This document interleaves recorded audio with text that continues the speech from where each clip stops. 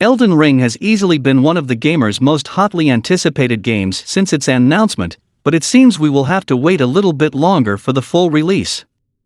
Bandai Namco Entertainment has confirmed an Elden Ring release date delay, though the good news is that some fans will get to play the game as early as next month. The Elden Ring release date has been pushed back from its originally planned January launch to February 25, 2022. According to the developers, the reason for the Elden Ring release date delay is due to the depth of the game and the degree of freedom and strategy exceeding the team's expectations. Basically, delaying the Elden Ring release date delay will help the developers ensure that the final product is polished and lives up to its lofty expectations. A 1-month delay isn't the end of the world, and on the bright side, select fans will get to try Elden Ring as early as next month. Bandai Namco has announced an Elden Ring closed network test to take place from November 12 to November 14 on PlayStation and Xbox consoles. The tests will take place in certain chunks, with November 12 players able to participate from 3 a.m. to 6 a.m. Pacific Time, and then again from 7 p.m. to 10 p.m. Pacific Time.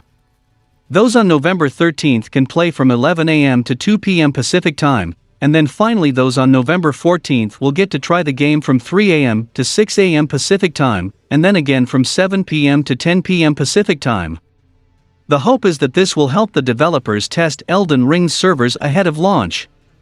Those interested will have to sign up at the Elden Ring closed network test sign-up page by November 1st. There are some key points that those interested in the Elden Ring closed network test should know before attempting to sign up. Those who are selected for the closed network test will play through an undisclosed portion of the game, while From Software conducts large-scale network load tests. Like the recent Halo Infinite test flights, this closed network test will only be open for a limited time. Signing up for the Elden Ring closed network test is actually a very simple process. It takes just a couple of steps on the designated website. Firstly, registrants must first select the console on which they plan to test the game, with the options being PS4, PS5, Xbox One, and Xbox Series X and S. Despite it being confirmed that Elden Ring is coming to PC, it appears that From Software will not be testing that platform during this closed network test. It is possible that there will be another network test exclusive for PC users after this console-based one, but as From Software hasn't announced anything, it is hard to say. After selecting the console, applicants must select which From Software games they have played. Users can choose from a large portion of From Software's library including Demon's Souls, the Dark Souls trilogy, Bloodborne, and Sekiro Shadows Die Twice. Also available as options are Armored Core 5 and Armored Core Verdict Day, as well as options for From Software titles that are not listed, and not having played any of the listed games.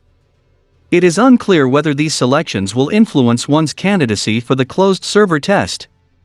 To complete the application, users must finally provide their email and verify their humanity through a CAPTCHA. Details are scarce, but it has been confirmed that the Elden Ring closed network test will feature the beginning sections of the game. Not only that, but Elden Ring crossplay between console generations will be available during the test. This way those on PlayStation 5 will be able to play with PS4 players, and those on Xbox Series X will be able to play with people playing on Xbox One consoles. It's unclear how extensive the Elden Ring closed network test will be. It's possible players will have access to all of the Elden Ring classes, but it's also possible that they will be limited. It's possible that players will have a wide variety of Elden Ring weapons to choose from, but it's just as likely that things will be restricted for testing purposes. Whatever the case may be, Elden Ring fans should find out more as we get closer to the closed network test dates. Announcing a video game is never as simple as one would think, with all sorts of assets required once the team is positive enough that the release date is going to be realistic. Delays are common, and this has been particularly true ever since the beginning of the COVID-19 pandemic, as it imposes more challenges than before. As such, it doesn't come as a surprise that a game as massive as Elden Ring is being delayed by around a month, but this does pose questions as to how it may impact the reception of the upcoming Souls-like RPG and games releasing alongside it. If Elden Ring's initial release date had stuck, it would have meant a very busy January for many, and the launch would have had more competition from other titles like Pokémon Legends Arceus. However, Elden Ring is now launching in February 2022, during one of the busiest weeks in terms of big game launches, including Horizon Forbidden West, Destiny 2's The Witch Queen expansion, and Saints Row.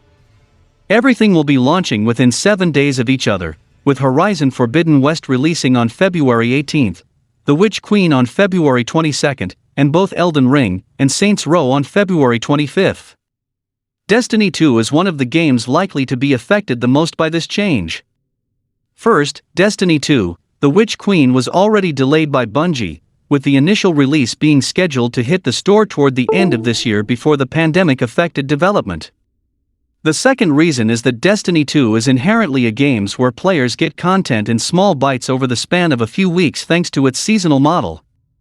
While The Witch Queen is going to be a big yearly expansion with plenty to tackle, Destiny 2 players know that Season 16 will still be available if they miss a week or two after release, and so will the new core stuff. This is in contrast with Destiny 2's dependency on so-called FOMO, the fear of missing out, which is based on the principle that not playing can lead to losing out on cosmetics or farming for specific gear. The Witch Queen expansion will also include a new raid, and if it arrives on release, it's likely players will want to compete in a Day 1 first clear raid contest, or at least get up to the new power level cap as quickly as possible. This is not considering that the Witch Queen's content could be locked up until finishing the main campaign, which could take at least a full day, leaving very little time before Elden Ring drops to do anything else. Yet, another delay could hurt Bungie's looter-shooter more at this point, so some fans believe the best solution may be to have the expansion come earlier, perhaps in January. The point of the initial delay on Bungie's part still stands, and at this stage, it seems unlikely that the release date for The Witch Queen will change. Horizon Forbidden West is another highly anticipated game coming in that same week, and it may hurt the surrounding releases. Fans of the action RPG could get the game on February 18th, then have 4 days until Destiny 2's expansion, and then 3 more until Elden Ring and Saints Row, assuming one would like to play them all.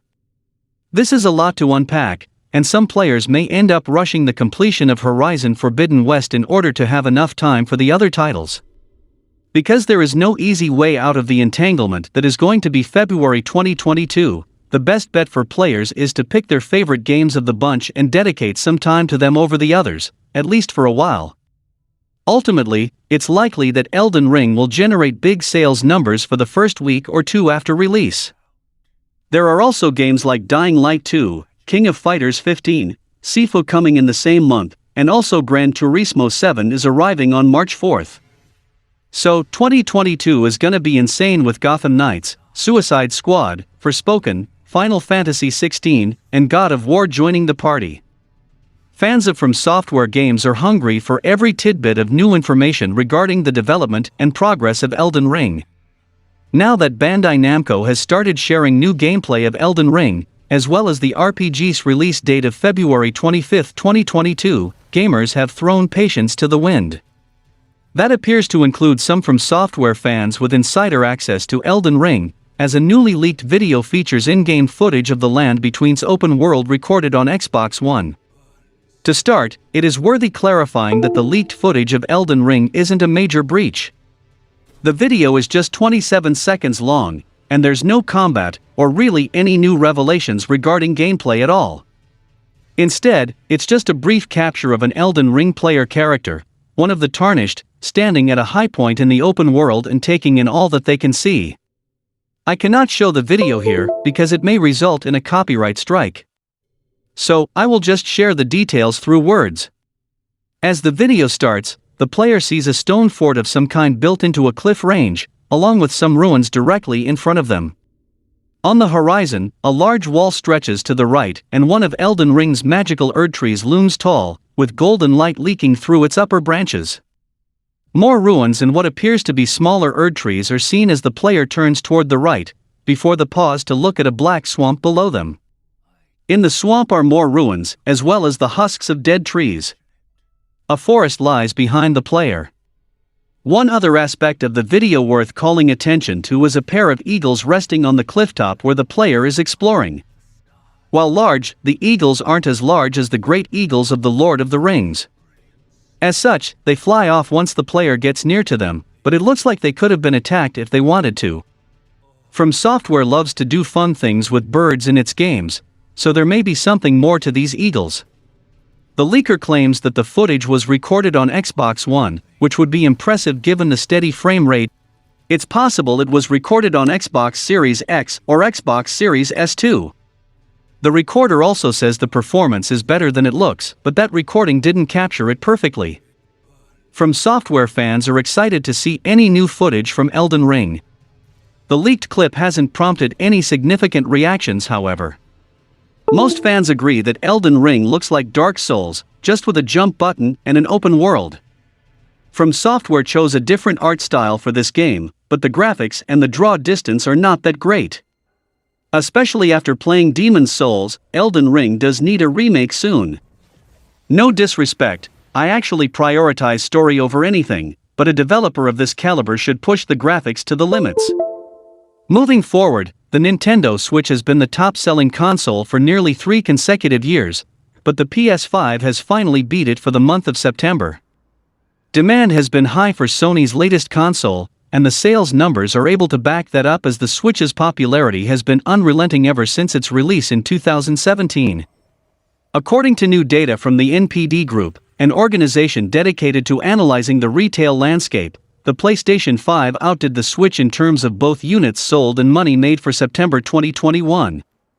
This ended Nintendo's hot streak as the Switch has been the highest-performing console in the US since August 2018.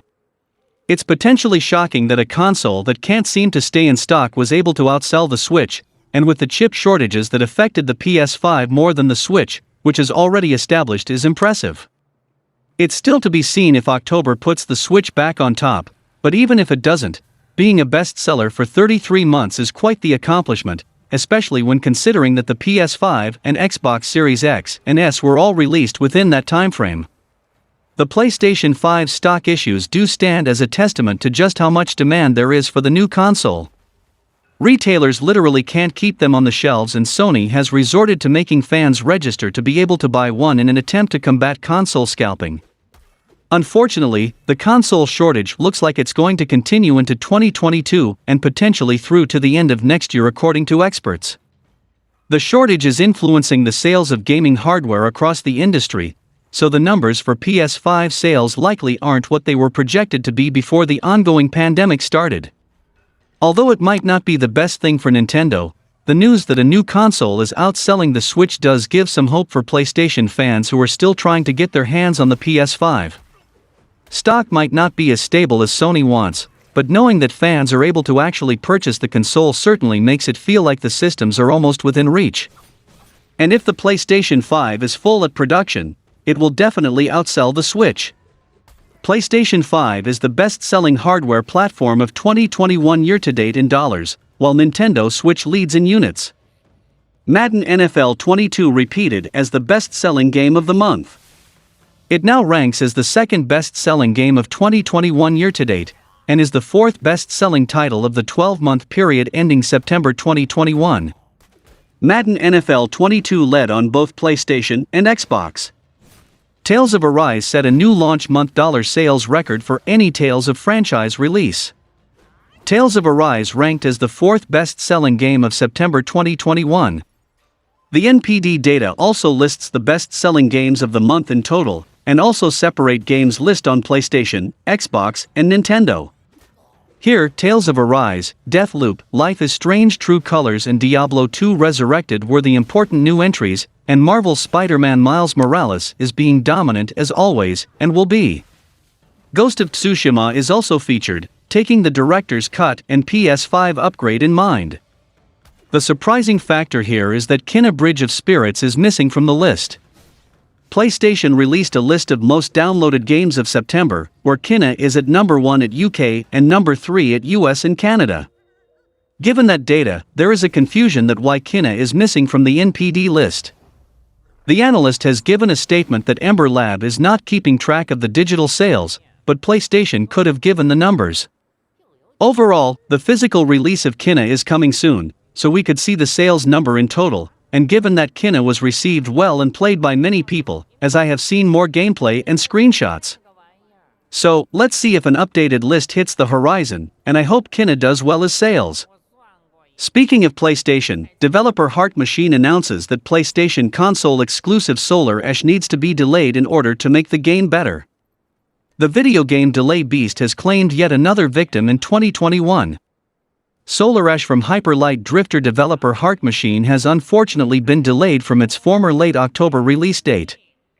Heart Machine released a statement via Twitter that it is delaying its upcoming title, Solar Ash. It's not a drastic delay, as it will still come out before the end of the year, but another game delay nonetheless. The developer said they needed more time to polish and address bug fixes. The team also cites the pandemic for being responsible for further delays. Fans expressed disappointment, but also understanding with the impact of the pandemic on game development. Heart Machine is a PlayStation indie studio, in the same tier as Ember Lab, the studio behind fellow PlayStation exclusive Kina Bridge of Spirits. The PlayStation platform exclusive will now release on December 2, 2021, and is described as a 3D third-person action platformer. Previews have shown a unique art style and vibrant environments. The main character, Rei, must save her home from being devoured by a supermassive black hole using her speed and traversal abilities to scale massive monsters that stand in her way. The game looks like it will reward chaining movement abilities together to get the most out of Rei's powers. Alex Preston, creative and design director at Heart Machine, has gone on record to challenge speedrunners to break the game. Such a pointed dare may have influenced the team to delay the game so as to make sure speedrunners are using legitimate game mechanics rather than a technical oversight to complete world record runs. In a year full of game delays, Solar Ash getting pushed back is not a shock. In honesty, there hasn't been a great deal of promotion recently for a game that was expected out later this month. The gaming community is typically more accepting of delays as the year has gone on, with understanding of the challenges that a development studio goes through as it continues to work from home or in limited office capacity due to the ongoing pandemic. Some grace can be given to a team that consists of less than 50 people working on this game. The most damage this delay can likely do is hurt its chances at nominations for the Game Awards and other accolades, given how late it will come out. With the backing of Annapurna Interactive, and coming off its last game Hyper Light Drifter though, fans will likely only be more than thrilled just to have another game, and will remain patient for when the game is finally ready.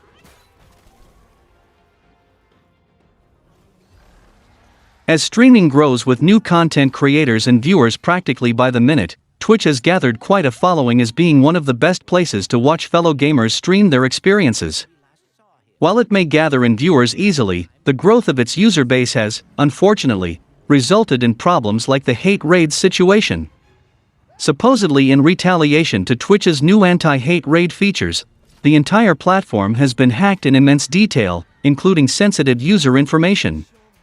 On October 6, crucial information regarding Twitch leaked onto message board 4chan, a site famous for suspect content. In this instance, the poster dumped 128 gigabytes of data harvested from the live streaming service, including a full breakdown of income from the site dating back to August 2019. Twitch confirmed that this leak was, in fact, legitimate, and a tweet detailing the income of the platform's top 100 streamers has gone viral on social media platforms such as Twitter. While this new information caused many fans to look at their favorite content creators differently, it was arguably far from the most notable thing revealed by the Twitch data leak. New Steam competitors, a secret no-ban list, and a massive lack of diversity among top streamers were all also revealed by the leak. It's not really a surprise that channels like Critical Role and XQC are making millions of dollars through Twitch, but these other revelations shed an interesting light on the platform's issues as a whole. According to the platform, the Twitch leak was due to a server configuration, which left its GitHub source code vulnerable and ripe for the plucking by a 4chan hacker. During that time, the hacker took the platform's base code, user information, income reports, and financial information dating back to the time the site was called Justin.tv. Perhaps more interestingly is why the Twitch hack was done in the first place. The hacker themselves stated that this was a move to disrupt the monopoly that Twitch had on the gaming livestream industry. Furthermore, the perpetrator argued that Twitch had an especially toxic atmosphere, as per the 4chan post leaking the data. While this could well be the case, and Twitch's recent hate raids do lend credence to the argument, perhaps leaking a bunch of user data was not the way to go about finding justice. When asked if two-factor authentication is safe, those who have looked through the data have responded that the leak doesn't seem to have that information, meaning that may be the best way for users to protect their information at this time. Where there doesn't seem to be a report of user payment details being in the information posted publicly, passwords being openly on the internet leaves Twitch's users vulnerable to identity fraud regardless. The hacker has also stated that this was only the first batch of information they've obtained from their efforts, and top streamer payment totals being in that batch doesn't look good for the next one. It's incredibly terrifying to think one person was able to hack an entire media giant's website to this degree and post the information they've gathered with ease, all because they didn't like being unable to harass others. It serves as a reminder to any user of an online platform to keep their information close and keep it updated and secure the best they can. Active and paying Twitch users should quickly go and change their passwords, if they're able, in order to protect their account from any malicious activity that may come from the data breach being posted online. While the verdict is out on if the data leak has two-factor identification information within it, those who can should activate it for extra security on their Twitch account for the moment, if only to prepare for whatever else the hackers pulled from the service's servers. The company did say at the time that it was aware of the hack, but has since issued a statement saying that it believes it knows what caused the leak to happen in the first place. In a post on the official Twitch blog page, it transpires that the data being exposed was likely down to a server configuration change, which the company says may have opened up the website to third-party attacks. The blog post then went on to say that a team of people are hard at work investigating the incident, but that, at the time of writing, there was still no way of knowing the full extent of the damage. One thing the post did say was that credit card details were not exposed, as Twitch does not store this information, which could be a lie. Twitch has insisted that users change their passwords to be on the safe side, and to also turn on two-factor authentication if they haven't done so already, for extra security. Probably one of the most revealing things about the leak was it unveiled the earnings, before tax, of some of the platform's biggest streamers. One particularly interesting leak revealed the existence of an Amazon alternative PC storefront to Steam going by the name of Vapor. The details about Vapor come from a torrent containing 125 gigabytes of data said to have been taken from the Twitch platform. Within this data are files containing code for an unannounced Amazon game named VapeWorld, as odd as that may be. VapeWorld is believed to be a virtual reality chat game. While that in itself is interesting, it's VapeWorld's associated files and containing folders that contain what little information about Vapor that are included in the link. The best way to think about it is how Steam handles game installs for its storefront. When Steam users download a game, the game's files go into Steam's directory on the user's storage drive. That's how Vapor is presented in the leaked Twitch files. The VapeWorld game is shown to have been installed within a Vapor subdirectory, as if a Vapor user purchased and installed the game from Amazon's storefront. There's a lot more information about Vapor beyond just a tree of folders leading to the VapeWorld installation, of course. It's just going to take a bit of work to dig into what those files contain or imply. The heart of the idea, though, is that Vapor would be a storefront akin to Steam. It'd have its own SDK, and would be built into VapeWorld and potentially other games, like how Steam works with certain multiplayer titles. Another key aspect of Vapor is that it's apparently designed to have meaningful integration with the Twitch platform, which is likely why it and VaporWorld were included in the leak in the first place. Details about how Vapor integrates with Twitch aren't clear, but likely revolve around helping users stream or access Twitch features like chat while in-game. It's unclear what the status of Amazon's Vapor platform is. Obviously, it has not been officially announced. That could mean that it's just a matter of time before Amazon enters the PC gaming wars, making it an immediate competitor to Steam and the Epic Games Store. It could also mean that Amazon isn't confident it wants to enter the market and is simply testing the waters. Odds are, this isn't the last PC gamers have heard about Vapor or VapeWorld. In terms of this recent leak, Amazon's marketplace monopoly is arguably bad news for several products owned by the conglomerate. Included in the Twitch leak was a lot of subsidiary software like IGDB and CurseForge. IGDB, the Internet Game Database, collates a huge amount of gaming information, hoping to create a dictionary of sorts that catalogs all sorts of information about top titles. IGDB's data is mostly listed entirely online, so its leaking is not as impactful as CurseForge's. CurseForge hosts some of the biggest Minecraft mods out there, including huge community content packs like Tekkit and Feed the Beast, which hundreds of thousands of gamers still use to this day. Overall, like the Apple vs. Epic court case, this Twitch leak has revealed and solidified a lot of things, where we have discussed them in this video. Speaking of major conglomerates, the company behind Facebook is now hiring over 10,000 European employees to create a social media space that integrates augmented and virtual reality. In a move to create the next big thing, Facebook has dropped millions of dollars into hiring thousands of employees to create a VR hangout for friends in cyberspace. The company has announced move information about this massive project on its blog, highlighting the next steps in making the VR metaverse a real thing. Announced earlier this year, the company behind the social media heavyweight Facebook and the owner of VR company Downpour Interactive is starting to attempt to combine augmented and virtual reality with the social aspect of the internet. Facebook mentioned in one of many blog posts about the subject that it would create ways to allow online interactions to become much closer to the experience of interacting in person.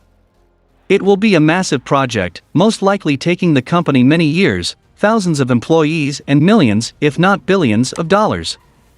But until today, it has been mostly a thought experiment with little done to actually move the project forward, at least publicly. That all changed, however, when Facebook announced that it is hiring around 10,000 new employees around Europe to help to create this new kind of virtual space. Over the next 5 years, Facebook will hire into these thousands of high-skilled jobs within the European Union. It is mostly targeting talent from Spain, Germany, France, Italy, Ireland, Poland, and the Netherlands. These programmers and engineers will work alongside high-tech talent from other companies to put together this new type of virtual space, including Epic Games, which has raised more than $1 billion from investors to also help fund the process. The concept of integrating reality with an online space is nothing new. It's been the subject of many sci-fi novels such as Ready Player One and its sequel, but the Metaverse Collective is trying to make it a reality. Facebook boasts that the project would allow people to have virtual interactions that feel real, as though two people are actually in a room together. It claims the virtual space would open up new opportunities not only socially, but also economically and creatively. While Facebook continuously reminds the reader on its blog posts that the metaverse will be created by many companies, but owned by none, the whole concept still raises some questions about the continual creep of social media into people's private data and into their lives. It has also raised concerns among people worried about social media censorship and monopolies. Facebook is no stranger to deleting and tagging content it considers misleading, untrue, or inflammatory, like when Facebook censored some dialogue from the VR version of RE4. This concept was at its infancy with PlayStation Home and GTA Online, but moving forward, the evolution of this concept could be mind-blowing, at least in this new era.